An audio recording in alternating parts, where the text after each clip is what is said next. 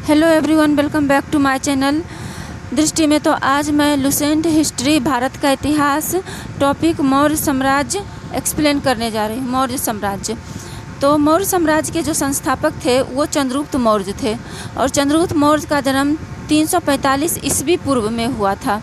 चंद्रगुप्त मौर्य का जन्म कब हुआ था? 345 ईस्वी पूर्व में।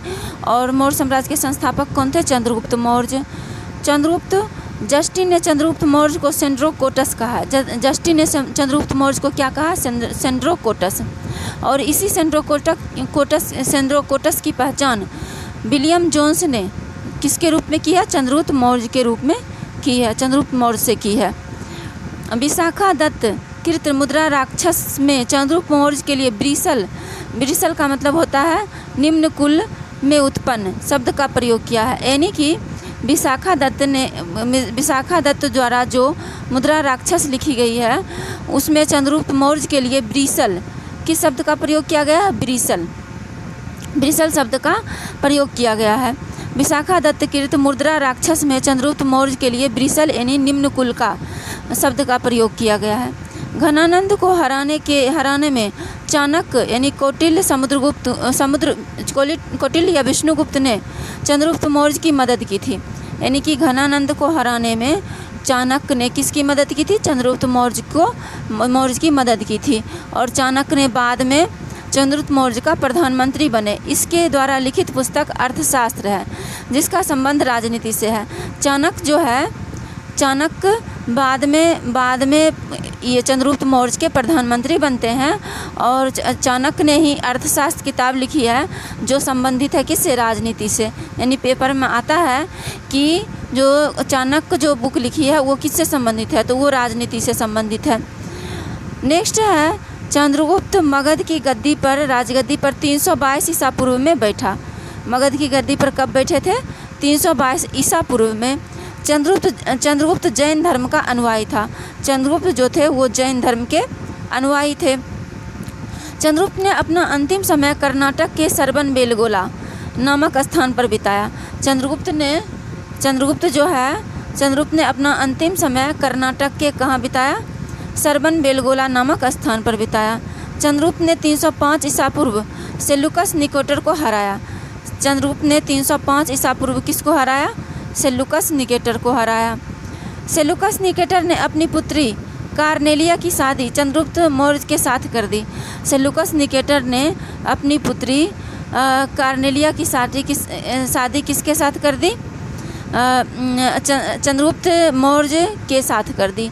सेल्यूकस ने अपनी पुत्री कार्नेलिया की शादी चंद्रगुप्त मौर्य के साथ कर दी और बदले में उन्होंने संधि शर्तों के अनुसार 4 प्रांत किसको दे दिए? चंद्रगुप्त को। काबुल दे दिए, कांधार दे दिए, हेरात दे दिए, मकरान दे दिए। मतलब सेल्यूकस निकेटर याद है आपको किसका राजदूत थे? सेल्यूकस सिकंदर के जो सेनापति थे सेल्यूकस निकेटर थे। तो सेल्यूकस निकेटर ने अपनी पुत्री कार्नेलिया का विवाह किसके साथ किया? चंद्रगुप्त मौर्य के साथ। और कौन कौन प्रांत मिला? काबुल, कंधार, हेरात एवं मकरान। ये सब प्रांत मिल गए। आगे है चंद्रगुप्त मौर्य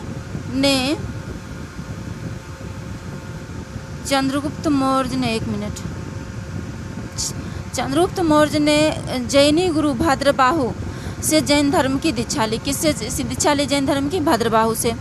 मेगास्थनीज ने सेल्यूकस निकेटर का राजदूत था। यानी कि मेगास्थनीज जो थे वो सेल्यूकस निकेटर के राजदूत थे जो चंद्रगुप्त के दरबार में रहता था और मेगास्थनीज चंद्रगुप्त के दरबार में रहते थे। मेगास्थनीज द्वारा लिखी गई पुस्तक इंडिका है।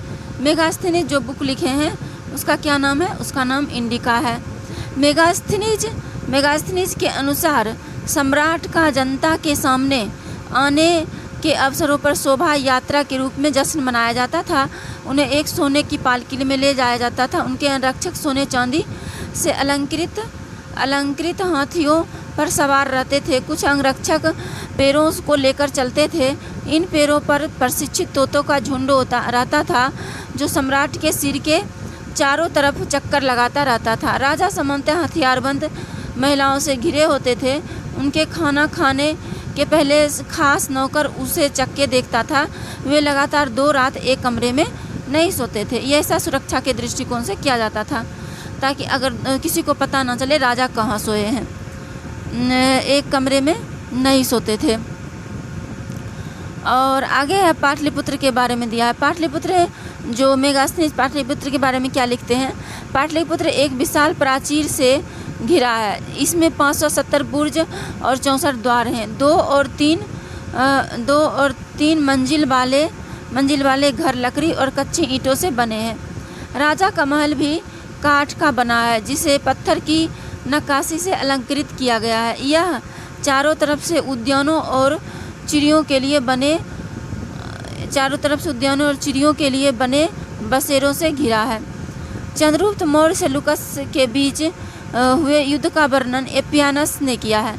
चंद्रगुप्त मौर्य और सेल्यूकस निकेटर के बीच जो युद्ध हुआ है इसका वर्णन किसने किया है, एपियानस ने। प्लूटार्क के अनुसार चंद्रगुप्त ने सेल्यूकस को 5000 हाथी उपहार में दिए थे। प्लूटार्क ने लिखते हैं कि चंद्रगुप्त ने सेल्यूकस को 5000 हाथी उपहार में दिए। चंद्रगुप्त मौर्य की मृत्यु 298 ईसा पूर्व सरवन बेलगोला में उपवास के द्वारा हुई। यानी ये जैन धर्म को मानते थे, इसलिए इनका उपवास करके ये कर्नाटक में के सरवन बेलगोला में इनकी मृत्यु हो गई। तो आज हमने चंद्रगुप्त मौर्य के बारे में पढ़े। नेक्स्ट हम पढ़ेंगे बिंदुसार के बारे में। ये भी मौर्य वंश के हैं। और बिंदुसार के बाद पढ़ेंगे अशोक के बारे में, ये मौर्य वंश के हैं। तो नेक्स्ट वीडियो में हम मौर्य वंश के संस्थापक चंद्रगुप्त मौर्य के बारे में पढ़ लिए। अब नेक्स्ट वीडियो में हम बिंदुसार के बारे में पढ़ेंगे। तो आज के लिए इतना ही। मिलते हैं नेक्स्ट वीडियो में। Thank you so much.